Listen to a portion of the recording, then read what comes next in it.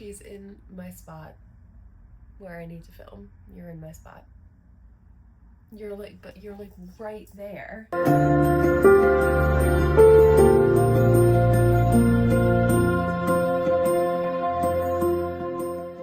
Hello, sea stars. Welcome back to my channel. This is a cozy moment. I wanted to give it like sleepover vibes, so we're having a sleepover today. I've got some very special jewelry on. Hold on, let me show you. Editing Jessie, zoom in, because I feel like if I lean any closer to the tripod, it's gonna fall over.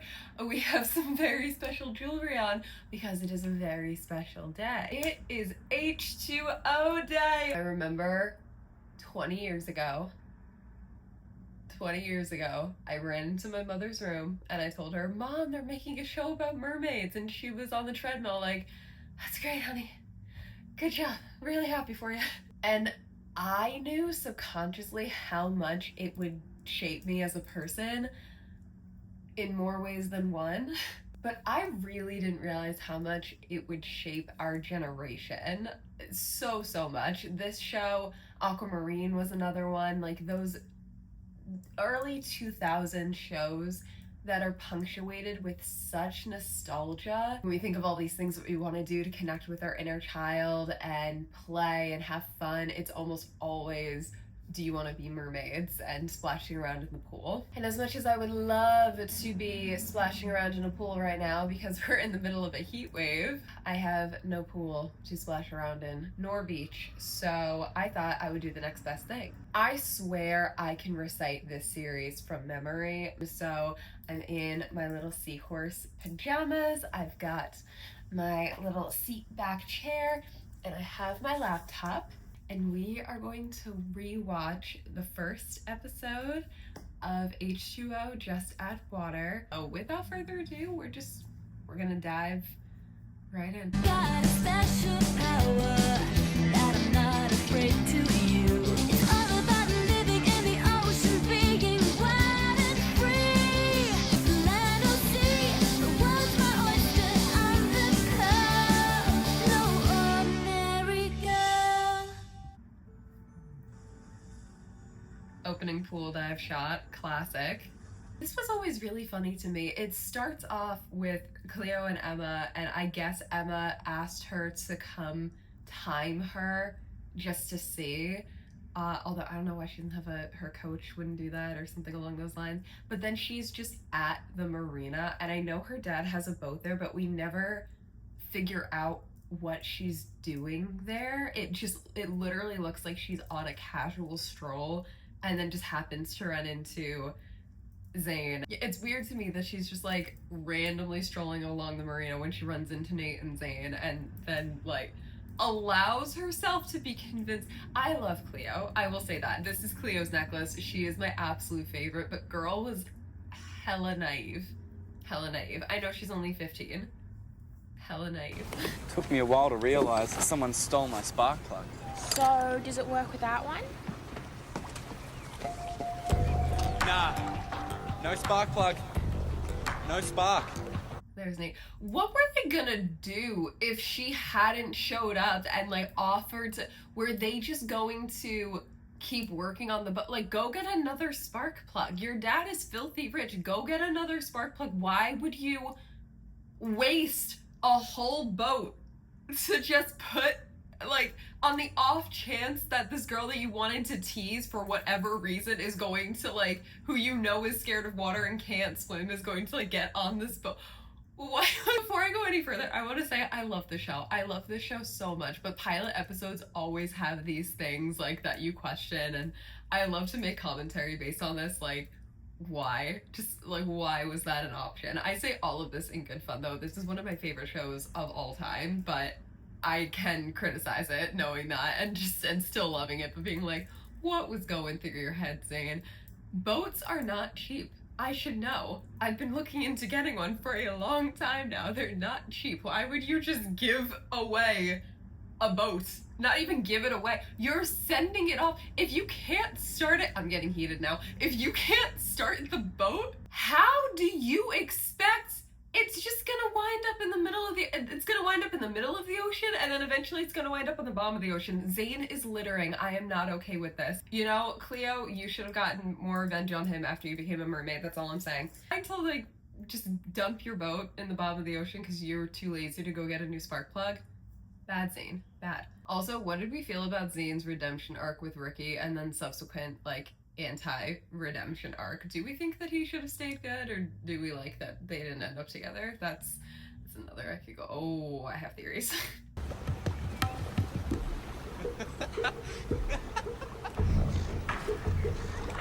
Oh, wouldn't there be like an emergency like oar or paddle in a boat like this or something? This is one thing. We learn a little bit more about Zane's backstory later on in the series through Ricky, and it's through like a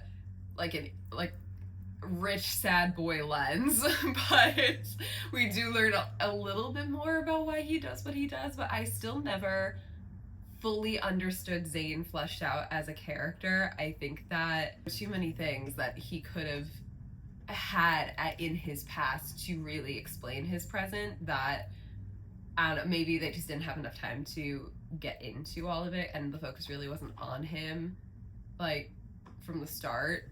But I don't know. Okay, we're kind of sort of back in business. This heat wave is causing some connectivity issues, and I don't have a laptop that connects to data, unfortunately, so we are going to be watching it over data with another phone. I'm just gonna put it here for the sake of, and you can pretend I'm still watching on my laptop because it's still gonna be right here. Let's keep going. Zane! Looks like you'll have to swim for it, Cleo. Telling her she has to swim for it when he knows that she can't swim, he's basically this is murder. This is murder. If she tries to swim and drowns, that boy was so much more evil than we gave him credit for. So that deck was close enough that she could have reached over and grabbed it had she tried. You know my name. Yeah, well, I've seen you around school since you arrived. Oh, I mean, I've meant to say hello and everything. So awkward. I meant to say hello for like 3 months, really. I did. But you know, it just, the weather and Want to ride? Are you licensed? Are you my mother? that quickly they established the tension between Emma and Ricky. 2 lines of dialogue. Epic. Well, it's all we've got. They did have paddles. There were paddles on the boat. Cleo. Oh, Cleo. Why didn't you paddle yourself to the dock and get out? Because then there would be no story. Duh. But it was really cool watching the behind the scenes and seeing that like while Mako Island is a real place where they filmed, like the locations for Mako Island were not on that island, which makes a lot of sense because getting back and forth with the camera equipment and all that stuff is a lot, so they just handpicked different locations on the Gold Coast for that. But it's cool to see how they merge it all together.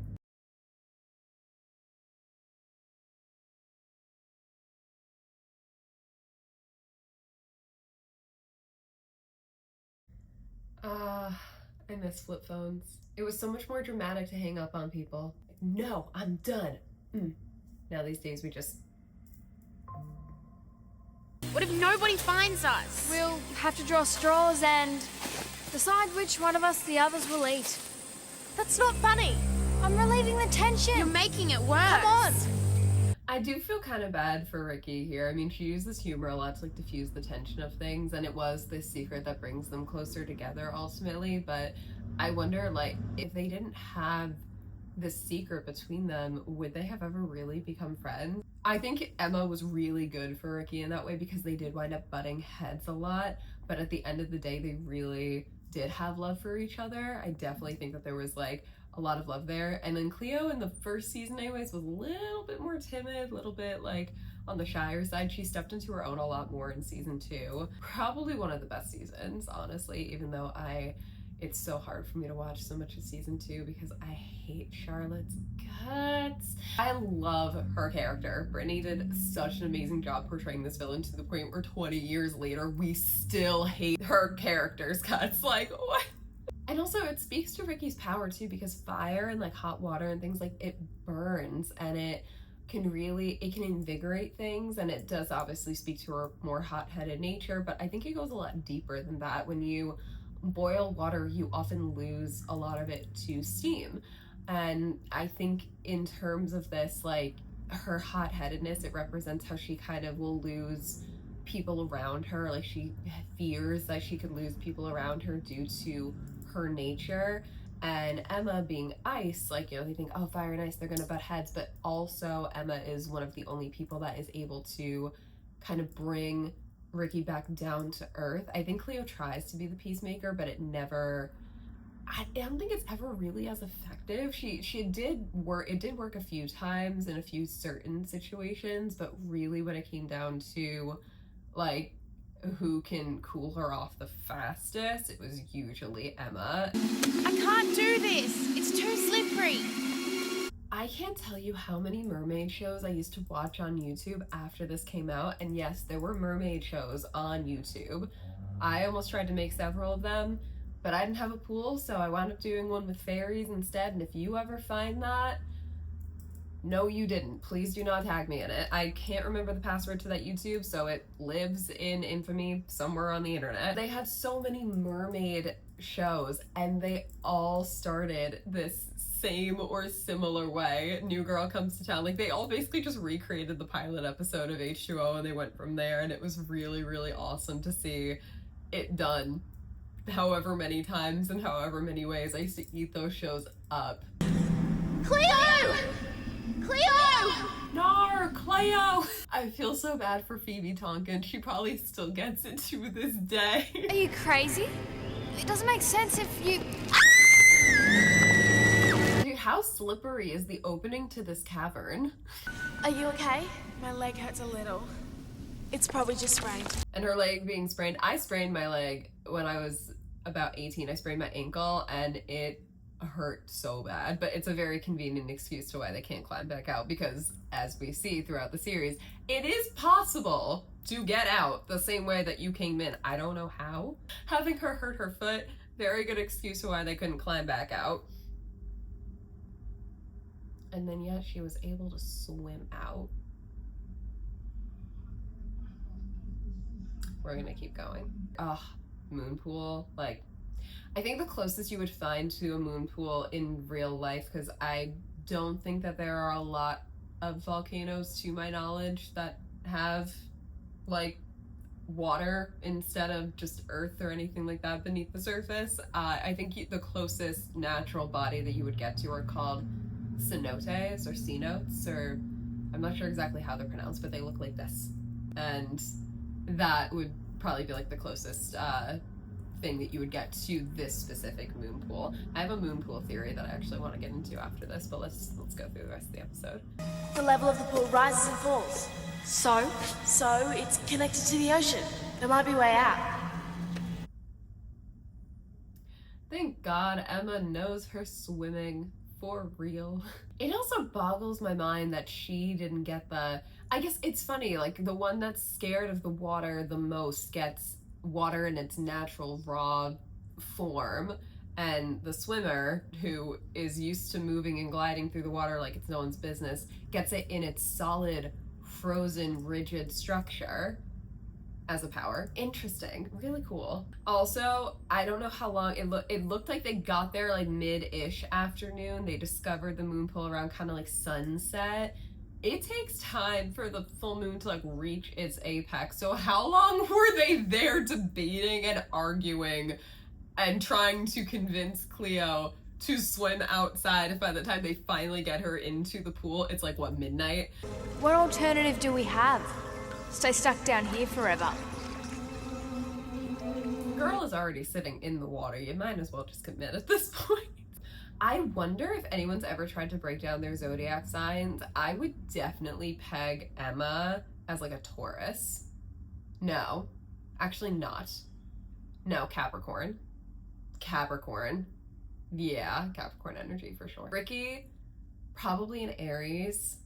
I would say an Aries, or maybe even like a Sagittarius, but definitely has a lot of Aries like energy, but maybe even some Taurus energy in there with the stubbornness too. And then for Cleo, I would actually say like Pisces or even Libra. I could definitely see Libra. I don't think they all have to be like water, air, like, you know, I don't think they have to be like those specific types of signs, but I could definitely see Pisces. I could definitely see Libra, maybe a little bit of Virgo, but I definitely see more like Pisces or Libra, especially when it comes to like the balance, like the peacekeeping kind of nature that she has. I could definitely see those. This transformation scene was so cool, just like with the bubbles and the hot tub kind of vibe of it all. It was just really, and the full moon shining overhead. Oh, so magical. It's so magical. I also love that she's just like spooky and they don't comment any further on it. They're just like, oh, okay, thing happened, let's get out of here. There's nothing to and then I guess the transformation from the moon pool to the next time they touch water, because they obviously got out, they dried off, but then did they go home afterwards and wash the ocean off of them? Does it take like 12 hours or something for the transformation to like occur and solidify? Or maybe it's when the moon went down, it like solidified everything. They never actually say that, how long it takes, because I'm sure they went home and then they washed the ocean off of them, because in this very next scene, the next morning when Emma's like going to the water, her hair's dry, she's clean, like she definitely showered when she got home, so maybe it was the following morning kind of a deal.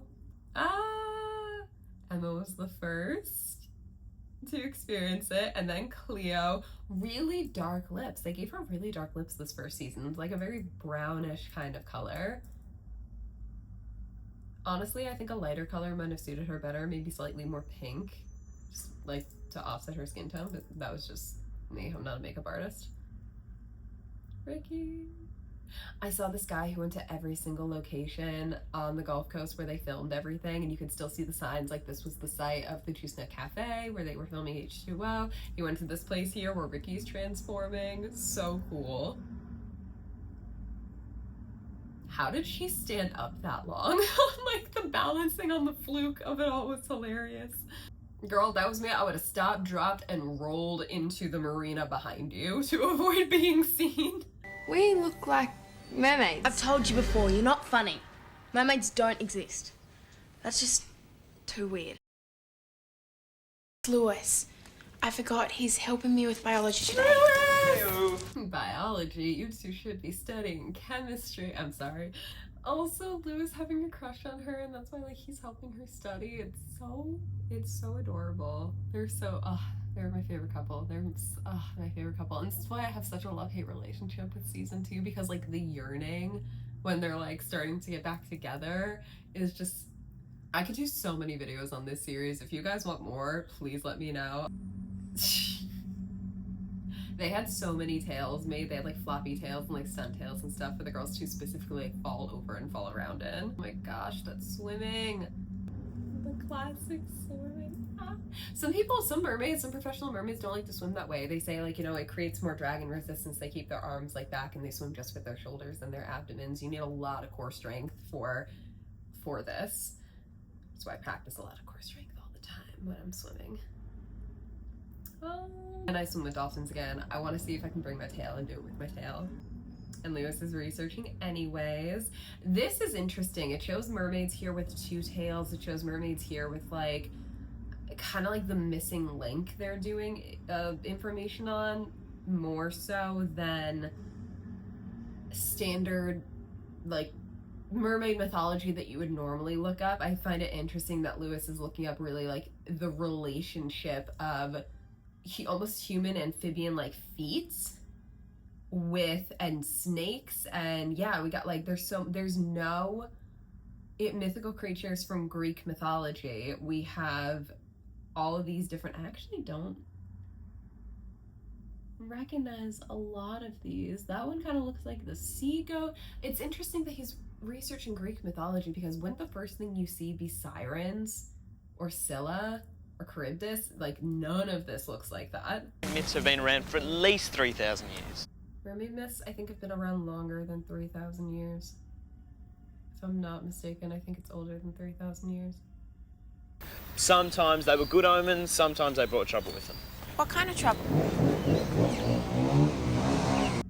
Sometimes they were good omens, sometimes they brought trouble. Yeah, you know what? That is true. A lot of it wound up being based off of, or like changed thanks to, who would we have to thank for mermaids being demonized? Men. A lot of the times mermaid myths, or even like women aboard ships, let's go with that. Women aboard ships were not always a bad thing. It was actually good luck. Sailors used to pray to spirits of the ocean for safe passage and things like that. They were venerated and honored. And then somewhere along the way, story got twisted, things got demonized. It was bad luck now for women to be on ships unless they were naked, which is why you will see a slew of bare-breasted women and mermaids across the name is escaping me, but across the fronts of the ships you will see figureheads of bare-breasted mermaids, because that was the only way that they thought that they could get safe passage. And then from there, mermaids were thought to, you know, drag sailors overboard and lure them in, which some definitely that would be the case, but not always. And you know, I don't know, don't piss them off. Also, I love that the signifier of trouble brings Zane. Like, he is the epitome of trouble here. Not the visor flip. I love that Lewis isn't like a typical nerd that's like gonna cower and just be like, oh my god, I'm so sorry, like take my lunch, whatever. He's brave. He stood up to Zane several times. We see it here first, and he just like continues to do so. Also, the fact that no one notices the hydrant just shaking. Where's the extra water coming from? I don't know. Emma's hand gesture is definitely the most like Ricky's is definitely the easiest to not do in public or not do by accident, which is probably why it took her so long to discover, because this motion is not like something that you would make easily, but this, or like this, like she like does a very slight curve to her hip like that. And even like Cleo doing this is a lot easier to accidentally do. It makes sense why Cleo discovered it first. Whatever happens, we're in this together. Doesn't mean we're married, does it? Now that was actually funny. Oh, I love it. I love it, I love it, I love it so much. Okay, let's talk some theories. Let me go return my borrowed device. Luna has returned to discuss, to just discuss some things that I noticed over the years while watching the show. Okay, so I wanted to talk about tails, the girls' tails, and why they are that color, because it could have been so many colors. Why did they choose that one? Why didn't each girl have her own color according to their color preferences? Like Ricky would have gotten red, Cleo would have gotten purple-ish, and then Emma would have had like that deep blue and whatever. And there's a few reasons that I have come up with. I think the producers said something, but I have a few other theories as well that go along with like biology and also just the creation of the show and of the tales anyway. Easiest to get out of the way first. In terms of production, it would have been so much harder to make the tails different colors, because the way I remember the producer describing it, they had one stunt tail, I think, that the girls all used between them. So obviously if that was a different color, it would have immediately, they would have had to create 3 and it would have been more expensive. So that was definitely the reason. I don't know if the girls ever had to share tails or do things like that anyways, but the reason why they didn't each have their own color it was basically for that reason, to make it a lot easier when filming. Also, to make it easier when filming, orange on the color wheel, orange is blue's natural opposite, meaning that it shows up brighter in contrast. So underwater, they weren't a true orange, but neither was the water that they were swimming in. It was more teal, so having more of a orangey yellow leaning, sometimes a little maybe on the brown side leaning tail. Definitely, it got more orange actually as the series progressed. You see them go from like very, very brown and yes, frankly dull, to definitely like a vibrant orange. The girls even on the show said that the tails got lighter as well.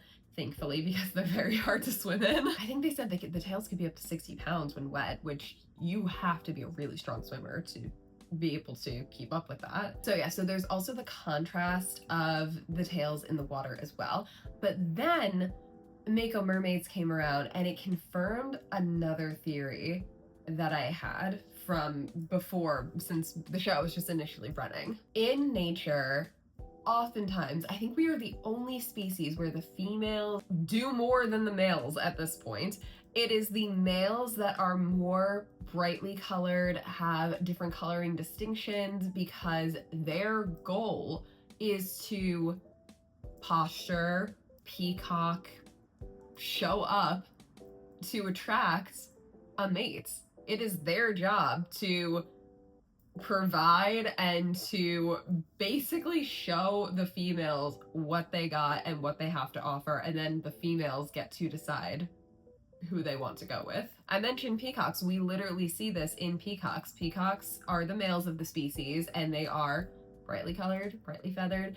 Peahens are the females of the species, and actually have a very similar coloring to the girls' tails, more on the brown side, browns, grays, black leaning feathers. So take that, put it with the tails, and then we see why in Mako Mermaids the males have blue tails, whereas the females still have the orange ones. Now, I don't think this was ever confirmed, but it would definitely make a lot of sense if we're going off of strict nature and biology there. Now, getting into the magical side of things, I have a theory, and I don't know if anyone else has ever thought of this theory before, but this came to me in season 3 when Bella was introduced. Firstly, I will not take any Bella slander. I loved her. I missed Emma a lot, but I don't think that the series was worse off for having Bella. I think it added something really interesting. It definitely added to the lore in a way that I liked. I will say I didn't watch a lot of Mako Mermaids just because it was too hard on my heart that it wasn't the original girls, that wasn't the original story being continued, but having that lore continued in a little bit. I think they also contradicted themselves a lot. So I watched that one episode where Ricky came back, those 2 episodes, and I was so sad to hear her talk about how she and the girls grew apart.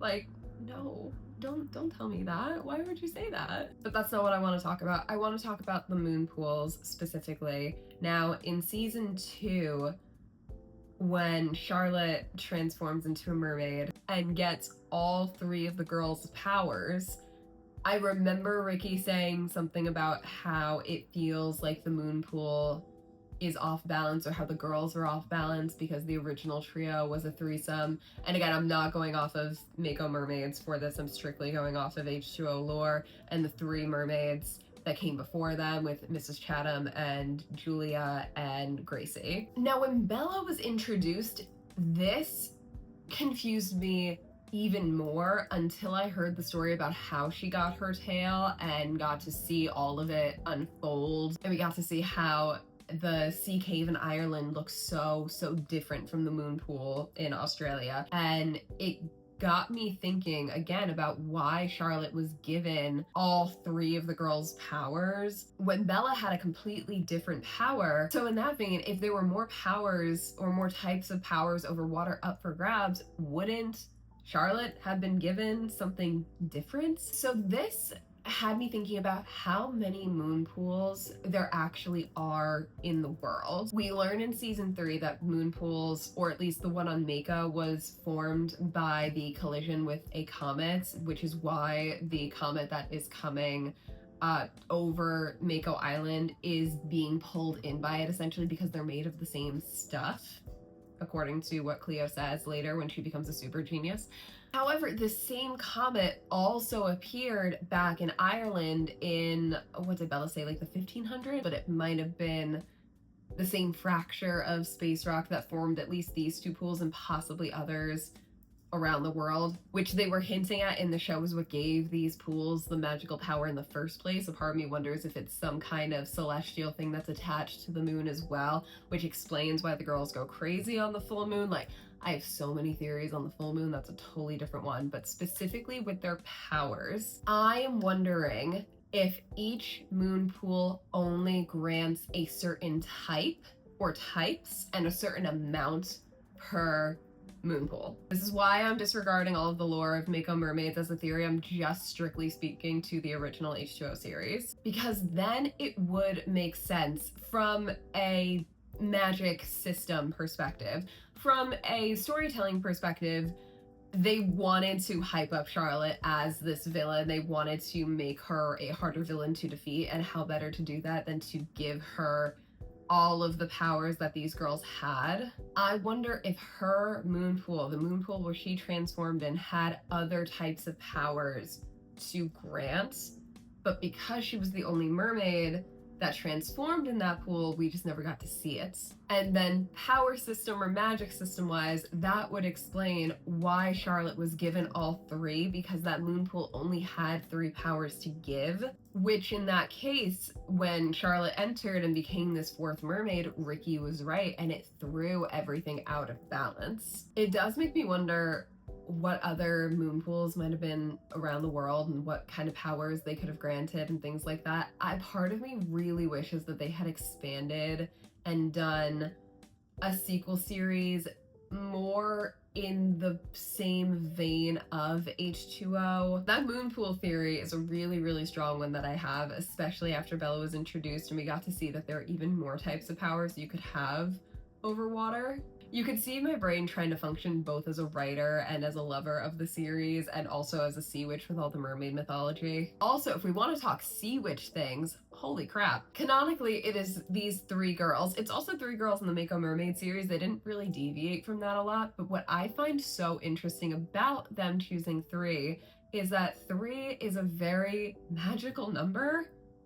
For water magic specifically, this was really strange. I don't know if they intended to do this for this reason. I highly doubt that's where the show's creators were going, but the elemental symbol for water is an upside down triangle. It is this. It is 3 points, and 3s, 6s, 9s, any division or multiplication of 3 is magical and has very specific symbolism to water magic. So I find that really interesting that they had 3 girls, and then again having Charlotte come into the mix would have thrown that out of balance as well. It's only when Emma basically left the shores of the Gulf Coast that Bella was able to safely come in and integrate within that same trio. And it does make me wonder what would have happened if Emma had come back for a 4th season and Bella had still been there. It really would have interested me actually to see another season of Emma, who was apparently traveling the world